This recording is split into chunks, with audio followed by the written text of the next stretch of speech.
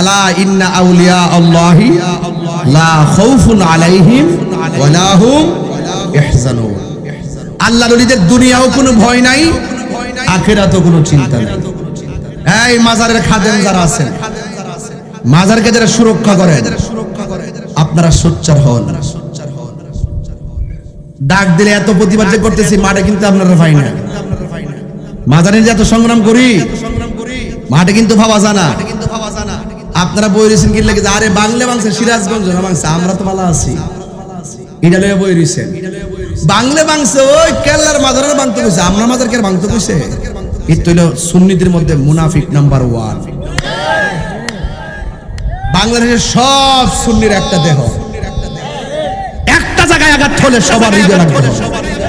যখন ইসরায়েলের প্রশ্ন আসবে ফিলিস্তিন, তখন হোক কওমি, হোক জামাত, হোক সুন্নি, হোক যে, যখন ইহুদিরা মুসলমানদের অস্তিত্ব নিশানা মুছে ফেলতে আসবে, তখন সবাই মিল্লা প্রতিবাদ করবে। আপনাকে ইস্যু বুঝতে হবে, ইস্যু আপনাকে বিষয় বুঝতে হবে। কখনো থাকতে হবে খানকায়, কখনো যাইতে হবে রাজপথে। নবীজি খানকায় বসে বসে ধ্যান করছেন, নবীজি হেরা গুহায় ধ্যান করেছেন। আমার নবীজি আবার যুদ্ধের ময়দানে 27 বার তলোয়ার নিয়ে যুদ্ধ করেছেন। তা আমরা কি খানকায় বসে থাকবো? কোন পেশাবরে বিচারে পাই না। অসংখ্য পীর মাশায়েখ জুরে কথা কও না, মাঠে আসেও না, প্রতিবাদও করে না, ফেসবুকেও লেখে না। এখন তথ্য প্রযুক্তির যুগ, ভিতরে বসে থেকে লাভ হবে না, মাঠে নামতে হবে। কথা বলেন না কেন? ঠিক কিনা বলেন? সবাই আসতে হবে। যে যে পীরের মুরিদ হন, পীর যার যার, সুন্নিয়ত সবার। ঠিক আছে? হ্যাঁ, কোন দরবারের সঙ্গে যদি আমাদের কোনো খুঁটিনাটি বিষয় নিয়ে বিতর্ক থাকে, আমরা এগুলো খানকায় বসে সমাধান করব। এখন এই ছোট ছোট বিষয় ধরে ধরে আর বিচ্ছিন্ন থাকার সুযোগ নাই, আছে নাই। এখন আপনারা জবান খুলে মানে ওলি আল্লাহ হইতে গেলে নামাজের দরকার আছে না নাই? ওলি আল্লাহ হইতে গেলে সুদ খাওয়া যাবে, ওলি আল্লাহ হইতে গেলে ঘুষ খাওয়া যাবে, ওলি আল্লাহ হইতে গেলে মার বুকে লাথি মারা যাবে। ও বন্ধুরে, ওলি আল্লাহর জীবনী তালাশ করে দেখো, তারা গভীর রজনীতে কবর আযাবের কথা চিন্তা কইরা কইরা চোখের পানি দিয়া বুক বাসাইছে। কথা কোন ঠিক কিনা? এই জন্য হুজুর গাউসুল আজম আব্দুল কাদের জিলানী তিনি একদিন জঙ্গলের ভিতরে গেছে একজনকে সাধন করার জন্য। জবান খুলে বলেন তিনি কে? এবার আল্লাহর সঙ্গে তপস্যার জন্য গেল। বন্ধুরা রে, টানলেন না? বন্ধুরা রে আমার, ও আমার বাঞ্ছারামপুর দরিয়া দৌলতের বাবার, ও আমার উজানচরের বন্ধুরা গো, ও আমার আর কি গ্রাম বদিয়ার কান্দিরি বাবারা, ও আমার বুরবুরিয়ার বাবার, জবাহের জরের বাবারা, গরমপুরের বাবারা। নাম আছে যত, নাম ধরে বলবো কত। এই বাঞ্ছারামপুরে জন্ম হয়েছে আশেকের দল শত। কথা কোন ঠিক কিনা? কল্যাণপুর আসিনি রে ও যুবক, কি বুঝাইতেছি বুঝা যান। আল্লাহর সঙ্গে সাধনা করার জন্য যাবে, আল্লাহ নবীরা জানতো জঙ্গলে গেলেই মঙ্গল হবে। কথা কোন ঠিক কিনা? বাড়িঘর সাহিরা আল্লাহ নবী জীবনী তালাশ কইরা দেখো রে বাবা, দেখবেন একবার শাহজালালের বাড়িও বাংলাদেশে না বাবা, শাহজালালের বাড়িও হলো ইয়েমেন দেশের মধ্যে। আল্লাহ নবীর জীবনী তালাশ কইরা দেখেন শুধু হিজরত হিজরত হিজরত। আব্দুল কাদের জিলানী বাড়িঘর সাইরা তিনি চলে গেলেন জঙ্গলের ভিতরে। প্রথম দিন চলে গেল না খাইয়া রিয়াজত, দ্বিতীয় দিন চলে গেল না খাইয়া মুরাকাবা, তৃতীয় দিন চলে গেল না খাইয়া সাধন। এই 3টা দিন পানিও খাই নাই, প্রাকৃতিক ডাকেও তিনি যাই নাই, তিনি খাওয়া দাওয়া করে নাই। একমাত্র আল্লাহর প্রেমে বিভোর হয়ে গেছে, একমাত্র আল্লাহর জন্য পাগল হয়ে গেছে। ও আল্লাহ, ও আল্লাহ, তুমি আমার রব, তুমি আমার সব, তুমি আমার প্রতি রাজি থাকলে আমি তোমার প্রতি তোমার প্রিয় বান্দা হতে পারবো।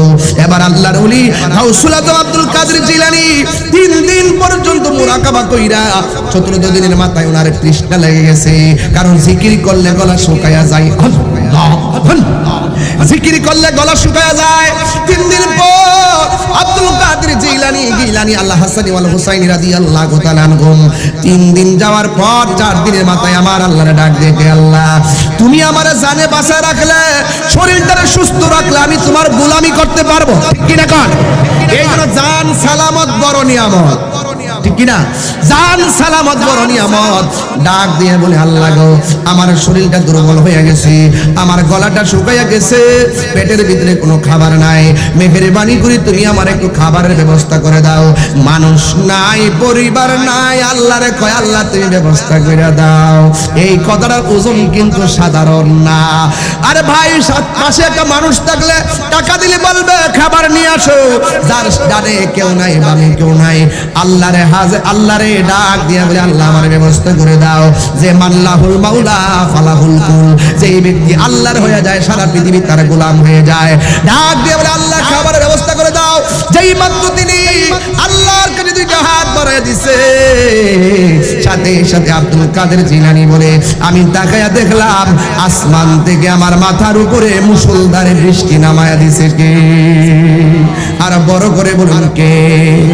আল্লাহ পানি যখন নামায়া দিছে, এবার তিনি সুন্দর করে পানি তৃষ্ণা নিবারণ করলেন, আল্লাহর শুকরিয়া আদায় করলেন। কিন্তু এখানে একটা ঘটনা ঘটে গেছে বড় মারাত্মক।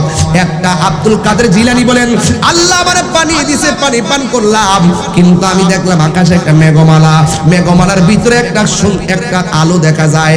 ওই আলোটা আমার একটা ডাক দিয়ে কয়, আব্দুল কাদের, হ্যাঁ আব্দুল কাদের, তুমি এখানে পানি চাইয়া পানি পাইছো, কিন্তু আমি আসছি তোমার আর একটা উপকার করাই দেওয়ার জন্য। তুমি এখানে এত কষ্ট করে নামাজ পড়ছো, আমি আলোটা তোমারে বলতেছি আজকে থেকে তোমার নামাজ পড়া লাগবে না, আজকে থেকে আমি তোমার জন্য হারামকে হালাল করে দিলাম। এবার আব্দুল কাদের জিলানী ডাক দিয়ে কয়, শয়তান, আউযু বিল্লাহি মিনাশ শাইতানির রাজিম, লা হাওলা ওয়ালা কুওয়াতা ইল্লা বিল্লাহিল আলিয়্যিল আযীম। সবাই বল লা হাওলা, আর জোরে বল লা হাওলা ওয়ালা কুওয়াতা ইল্লা বিল্লাহিল আলিয়্যিল আযীম। এইভাবে যখন গাউসে পাক আউযু বিল্লাহ পয়রা লা হাওলা বলেছে, আর তাকায়া দেখতেছেন উপর দিকে যে আলোটা জ্বলছিল, এই আলোটা সাথে সাথে জ্বললা পুরা সরকার হয়ে গেছে।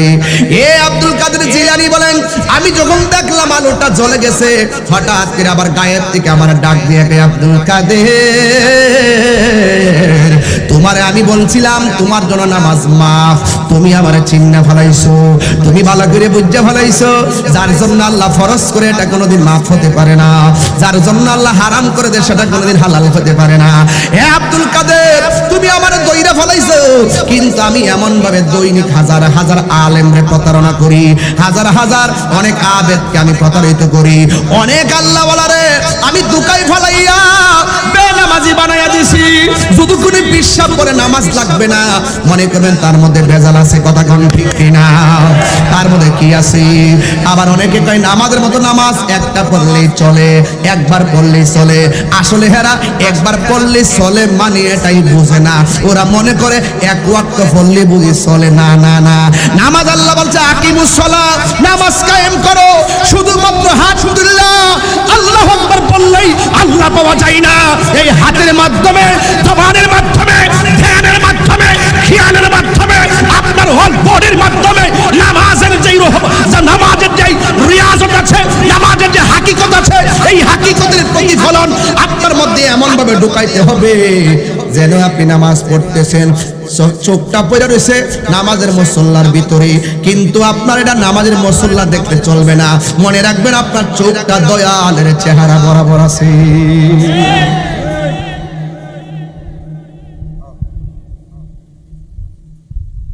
কষ্ট হইতেছে আপনাদের? বুঝতে অসুবিধা হইতেছে?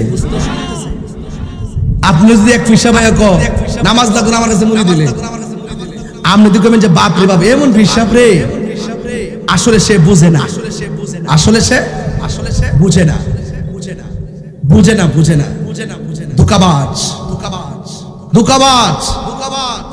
আমি বলছি নামাজ পড়েও দুজকে যাবে, নামাজ পড়া জান্নাতে যাবে। শর্ত দিছে কি? ঈমান।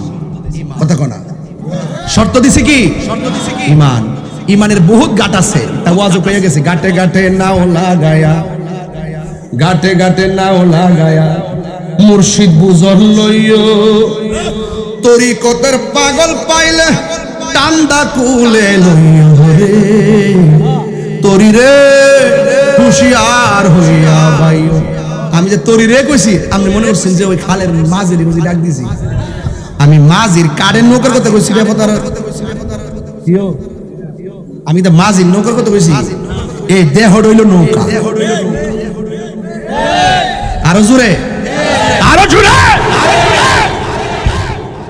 আমি কি তা কই? আমি কই ফ্রেমের আগুন, হ্যাঁ মনে করছে চুলার আগুন, এই জন্য আমার সাথে সমস্যা। এর ওয়াজ বুঝে না। প্রেমের আগুন জলে দ্বিগুণ রে, দরিয়া দৌলত জল দিলে নিবে না। ওরে এই তাহিরি প্রেম করিয়া কলঙ্ক ঘোষণা, প্রেম করিয়া প্রেমিক মরে রে, আমার গাউসে পাক মরে না।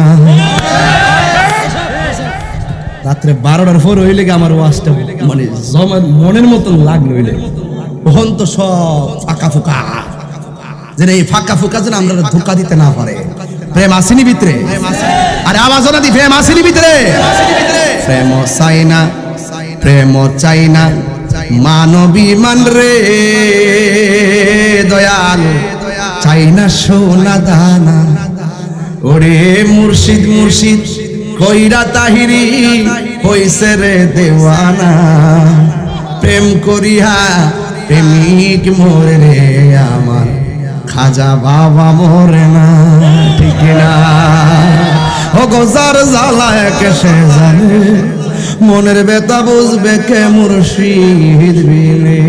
ঠিক না, আমি আর বেশি যাইতাম না, সময় আমার বান্দা দেওয়া, ভাত খাওয়াইতে যাই আমার আধা ঘন্টা নাই। এখন আমি কোথায় যাই? এরপর আমি মন কইলা কিছু কথা বইলা দিয়া যায়। গাউসু পাক কি সাধারণ ওয়ালি না মাদারাজাত ওলি? আর বড় করে শয়তান ডাক দিয়ে কি আব্দুল কাদের তোমার জন্য নামাজ মাফ? গাউসু পাক কি মানছে? গাউসু পাক এই বেটা তুই মাফ করার কেডা রে? তার মানে বোঝা গেল গাউসু পাকের চোখ আমরা দরিয়া দৌলতের চোখের মতন না, এটা হইল বেলায়েতের চোখ। কথা কোন ঠিক কিনা? এই জন্য বলছে ওলি আল্লাহর দরবারে, ওলি আল্লাহর দরবারে গেলে জুতাটি খুললে যাইস, মাথাটা নোয়ায় যাইস। ওলি আল্লাহর জায়গা এটা নবাবের জায়গা না, ওলি আল্লাহর জায়গা গোলামের জায়গা। কথা কোন ঠিক কিনা? আর আমাদের সাথে টেহাওয়ালা মুরিদ হইলে কিসেকে বাজান বাজানিও, আবার মুরিদ দেখো পাউডার ঠ্যাংটা কাউরি দেখো, ওই এটা দিয়ে না, এটা আমি করুম না। ওরে বাপরে তুই কুটিপতি হইলে আমার কি তৈছে? দয়ালের দরবারে কণ্ঠ নামায় কথা কো, মাটিয়া খারায়া থাকো তার হুকুমের আশায়, দিলে সেই আজাজত বসিও আদরের সাথ রহমত আসবে সে জায়গায়, বিশ্বাসে ভক্তি থাকিলে মুক্তি কে জানে কার ভাগ্যে হয়। কোন সময় কোন হালে মুর্শিদে যায় ঘুমো ডাক মারে, আব্বা হার হইছে দি ঘন্টা দিন আমি খবর নাই ঘুমাই দিছো জীবত বলে কই ঘুমাই দিছো এমনি। ওরে ওর হে কই কিতা কোন সময় কোন হালে থাকে দয়াল মুর্শিদে, সালাম দিও না তারে কোন সময় যার যত খুশি কর কদম বসি, পাওয়ার মধ্যে ঠুট লাগায় সুমা দেওয়া সুন্নাত, হাত দিয়া সালাম করা মাকরুহ। বাবু কুবলা তো রিজিল ওয়ালিয়া দে হাতে এবং পায়ে পীর মুর্শিদ উস্তাদ মা বাপ এদের হাতে এবং পায়ের মধ্যে চুমা দেওয়া সুন্নাত। আর মৌলবীরা শিরকের ফতোয়া দেয়, ওয়াজ বুঝেনি কিছু, ওয়াজ বুঝে কিছু। তুমি যে শিরকের ফতোয়া মারো তাহলে বুঝে নবীর ওই হাদিসটা মিথ্যা। মান কাযিব আলাইয়া মুতাআম্মিদান ফালিয়াতাবাওয়া মাকাদাহু মিনান নার। রাসূল বলছে যেই ব্যক্তি আমি নবীর হাদিসকে মিথ্যা বানাবার চেষ্টা করবে সেজন্য তার ঠিকানাটাকে জাহান্নামের মধ্যে করে নেবে। হ্যাঁ, তবে আমরা প্রকাশ্যে দেই না, তবে আমরা ওপেন ভাবে বলি যে তোমরা আদব রাখো, যেহেতু এটা নিয়ে অনেকে কি করে শিরকের ফতোয়া দিয়ে অপপ্রচার করে, কি করে। কিন্তু শরীয়তের ফয়সালা কি ওপেনার গোপন আছে? ওপেনার গোপন আছে? নবীর হাদিস কি গোপনে মানবেন, উপেনে কি নিষেধ করবেন? এই ক্ষমতা কি আমার আছে না? দোকানের একটা কাপড় কিনে আনছি, বাড়ি যদি বললে কেন পেটিকোট বানাইবো, নাইলে একটা থ্রি পিস বানাইবো। আর এই কাপড়টাই যদি দোকান থেকে কিনে নেন, কিনে একটা কোরআন শরীফের গিলাপ বানান, কোরআন শরীফ জীবনে না ঢুহাইলো দেখলে এটা সালাম করবো। মারিত পড়লে তুইলে এটার সুমা দিব। তাহলে কোরআনের কারণে দোকানের কাপড়টার দাম বাড়ছে না কমছে? ওলি আল্লাহর দরবারে যাই, ওলি আল্লাহর জায়গাটা সম্মানের জায়গা। যাক, পতলা বাস কথা দাম।